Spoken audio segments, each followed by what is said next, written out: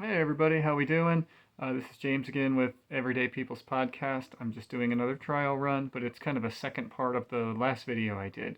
So the last video I covered my favorite wrestler who passed away this year on March 14th. His name's Scott Hall. And last time I talked about his character that kind of attracted me to becoming a wrestling fan, Razor Ramon. That was his character in the WWF at the time, now WWE. Today I'd like to talk to everybody about maybe like the second part of that, my being a wrestling fan, which was his time in WCW under his real name, Scott Hall. Uh, the reason I'm doing it around this time is his birthday was October 20th. Today's the 26th, so it was just under a week ago. And I kind of did a couple videos then just to kind of see how they play out, and figured I'd kind of split them to where one of them is focused on the Razor character, and then today is going to be focused on his NWO Outsider Wolfpack character, Scott Hall. So I'll probably even do another one just to kind of recap everything. But yeah, I ended the last video with kind of saying that I was in 8th grade and my time as a wrestling fan had kind of come to a close. I felt, 8th grade, I'm thinking, all right, maybe I'm getting too old for this stuff. After all, I've been a fan for a couple of years now. Um, yeah, they're not really doing much with the Razor Ramon in WWF, so I kind of thought it's just probably perfect time for me to move on. I'm starting high school in a couple months, so I wasn't really missing wrestling at the time. And then all of a sudden, it was May 27th, and I was flipping through channels, and there's so back then, like, um, at least where we were, channels 17 and 18 were Turner. Okay, so um, 17 was TBS, and 18 was TNT, where I lived. And so I'm flipping through channels, and it was like TNT. And TNT always showed the basketball games, so we watched TNT quite a bit. But they showed Monday Night Nitro wrestling, WCW. We never watched WCW because again, Razor was WWF, and I always just watched where Razor was.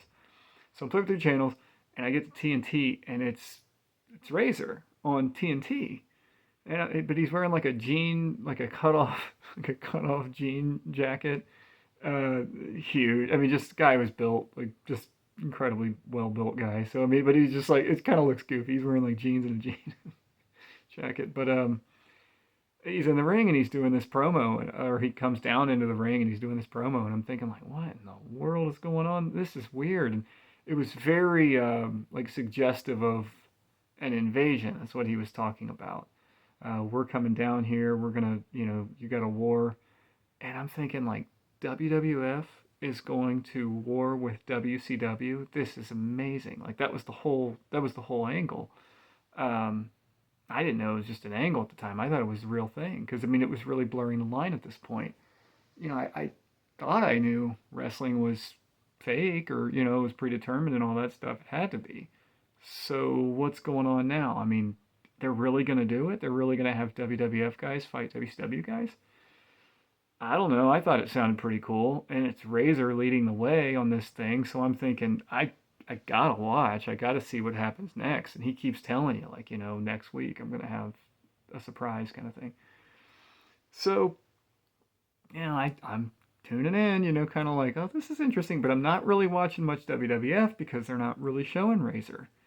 I'm thinking I thought he was a WWF guy, so because I didn't know about the contracts and stuff back then. So they had the next week, and I think the next week was, I'm trying to think. I think it was 2 weeks later where he brought his surprise buddy kind of thing for Sting. He was like kind of taunting Sting. I remember Razor was. So he brings Diesel in. He brings Kevin Nash in. But I want to go back to like his first entrance, Scott Hall's first entrance. He's in the ring and he's making these threats of war, and the crowd was shocked. There wasn't this huge explosion because they didn't know what was happening. Like no one knew. It was a very new thing. It wasn't like, remember a few years later when Chris Jericho went from WCW to WWF, it was this huge, one of the coolest things. When he makes his debut at WWF, Chris Jericho, that was one of the coolest things because the crowd went nuts. Like they erupted when he made his entrance. But everybody knew he was going to at some point, kind of thing, because he had left WCW. So it wasn't like this huge shock where with Razor it was like, wait a minute, what's he doing? And he's taunting the fans.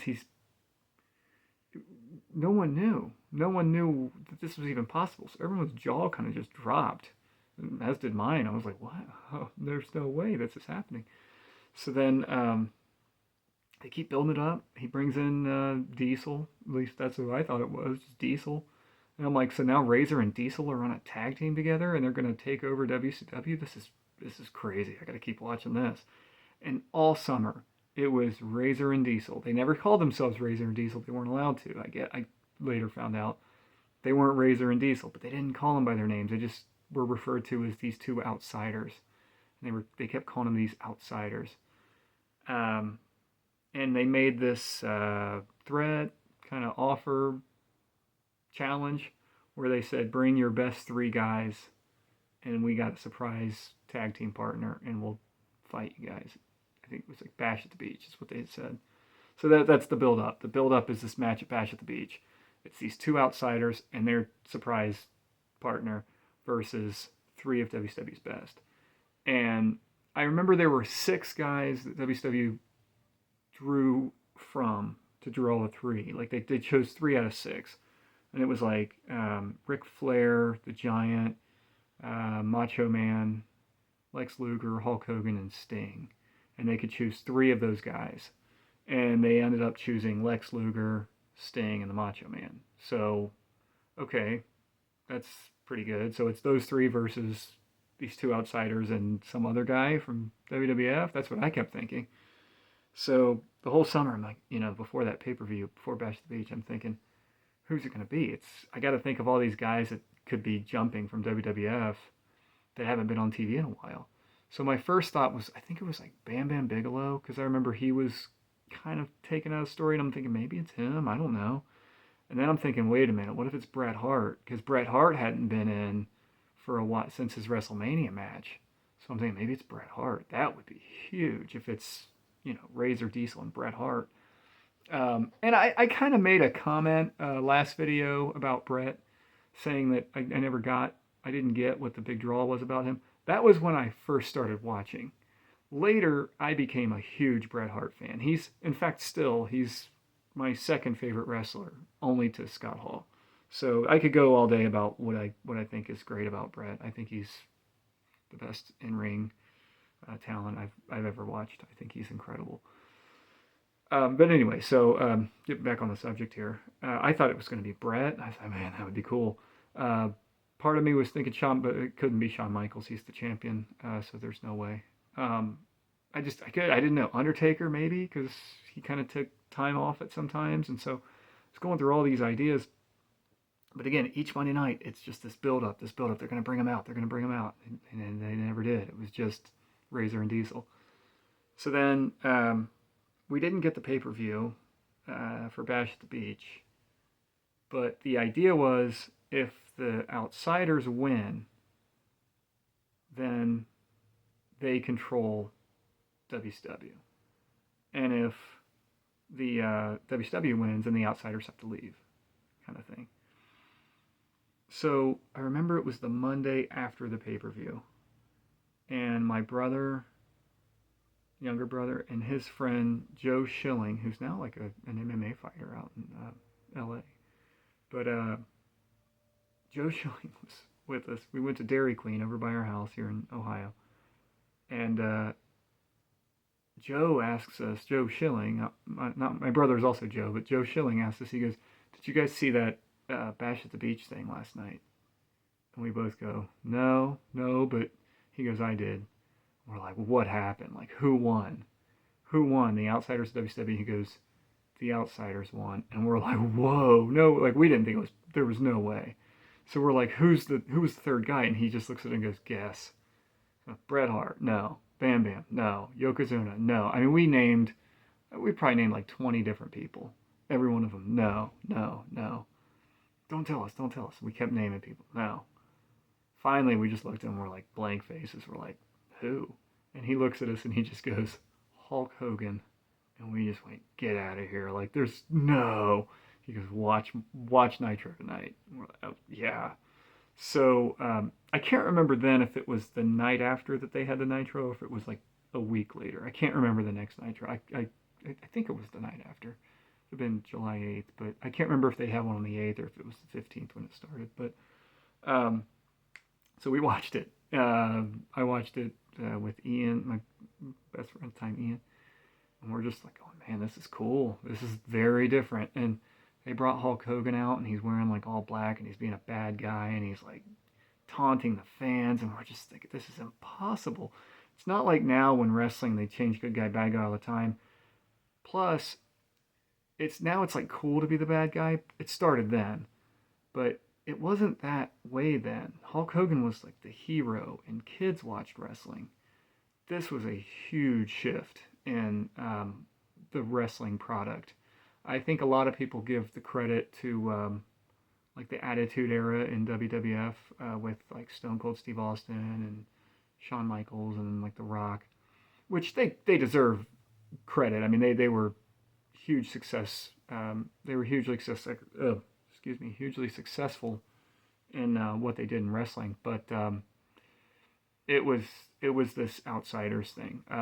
Scott Hall and Kevin Nash came in, and the fans loved them.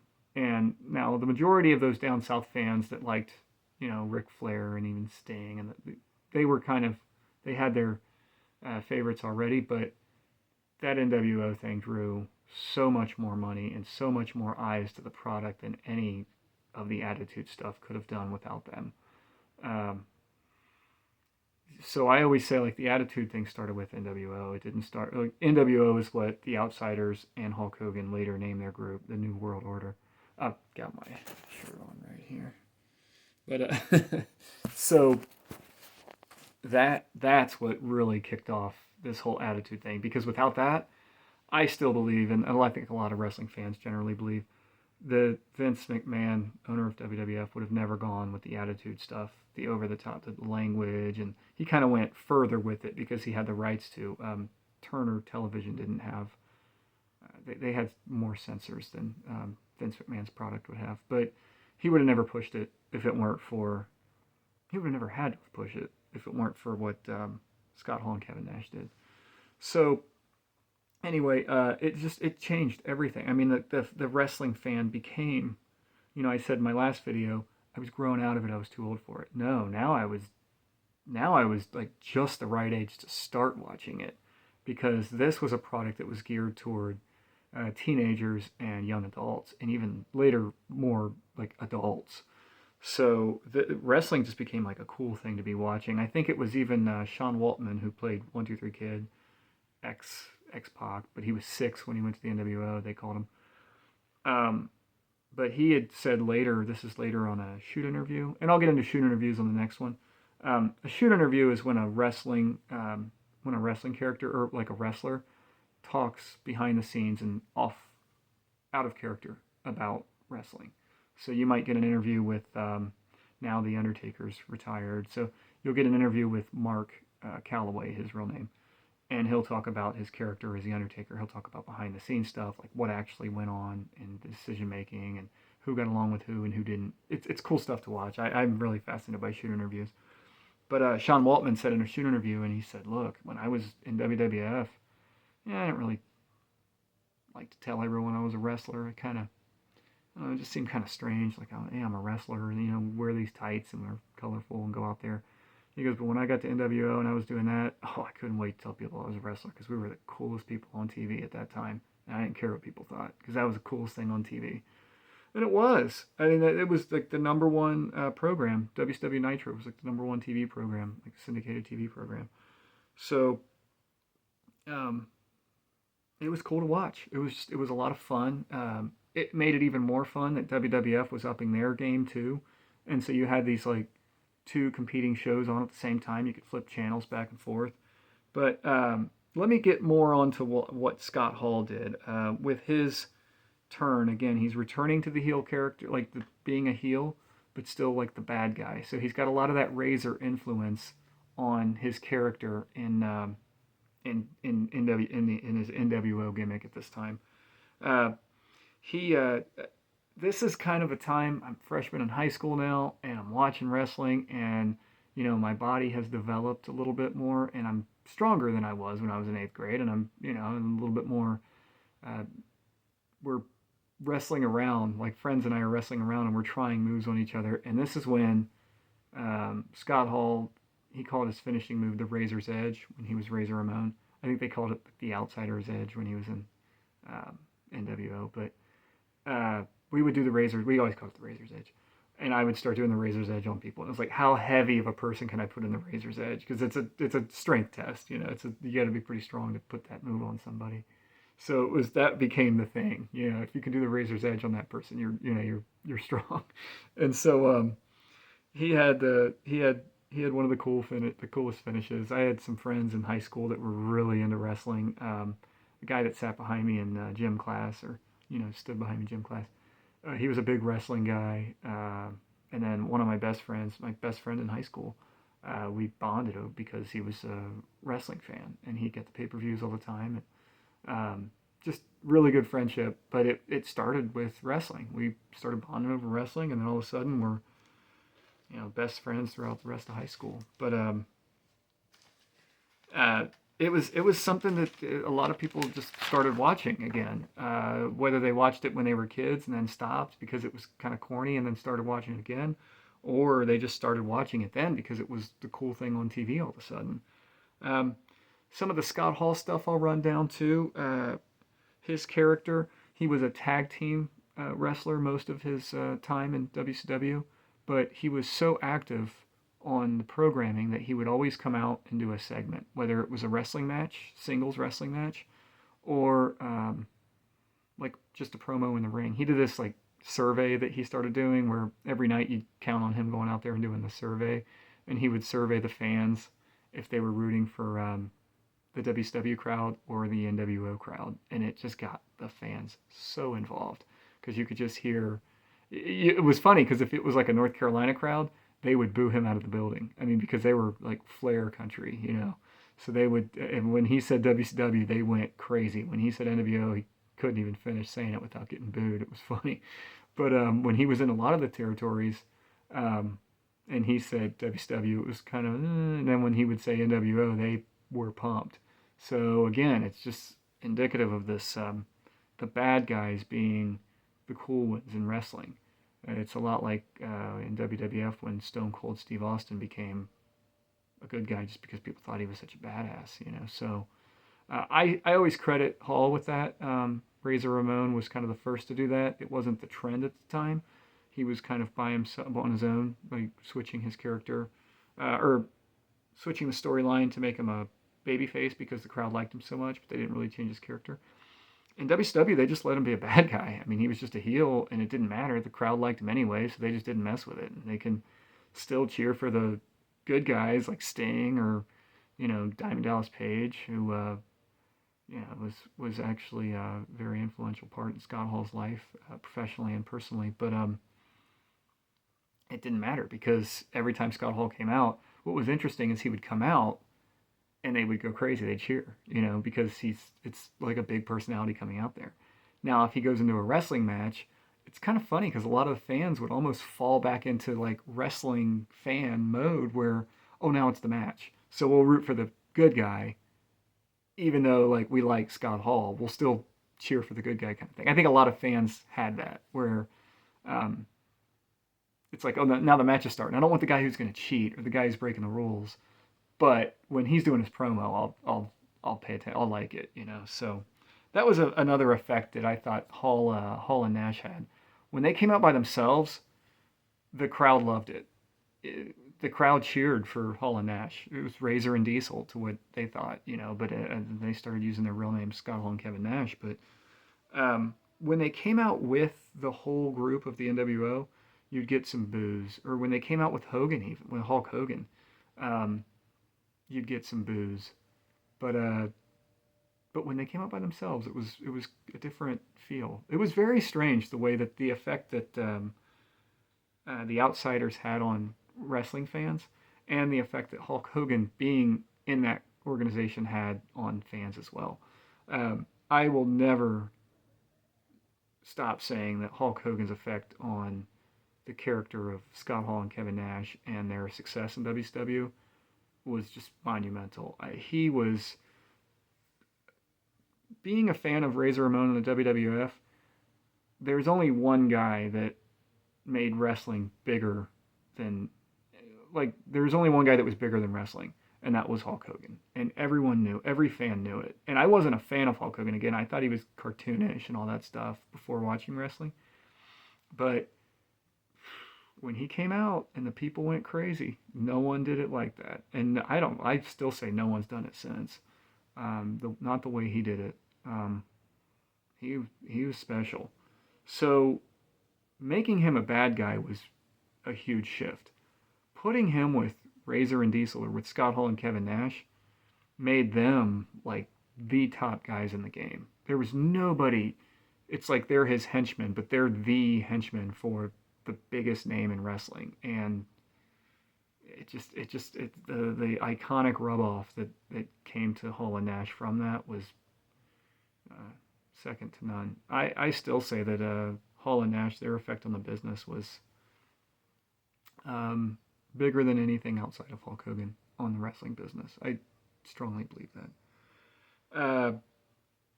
So again, Hall's mostly a tag team guy. He does some single stuff just to get the airtime.